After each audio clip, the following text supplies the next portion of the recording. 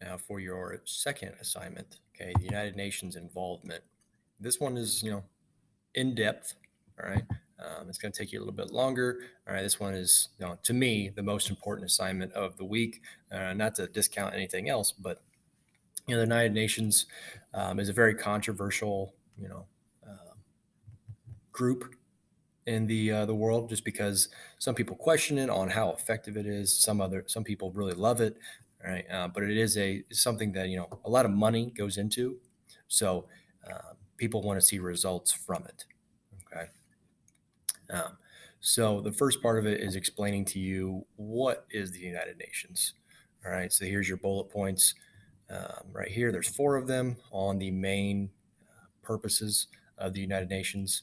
All right. There's a short video explaining what the United Nations does and how it's structured, because there is multiple tiers within the United Nations on hierarchy of who's making decisions.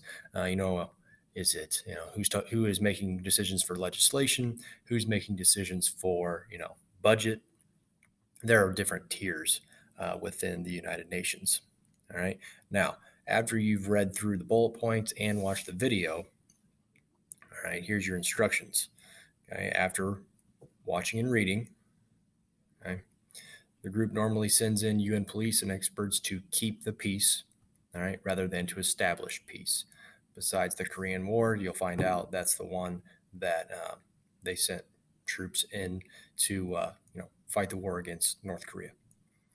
All right, and you're tasked with explaining what you think the United Nations role should be throughout the world in conflict areas. All right, so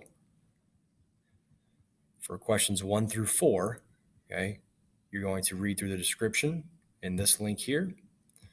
All right. And then there's a mission fact sheet, the second one below that. All right. Both are about the same area that the United Nations is in. All right. And you're going to answer questions 1 through 4 on those or using those two links. All right. And then your last section is more opinion about the information that you just read, heard, and then researched on using the links that I gave you above. Okay. So please make sure during 5 through 10 that you're explaining your thoughts. All right. You need complete sentences. All right. In order to, receive full credit. Okay. I'm expecting you to actually explain your thoughts and, why you think so. Okay. And you'll answer all these in the green highlighted areas. Uh, make sure you take note on number 10. Okay. You have to explain your answer in 2 to 3 complete sentences.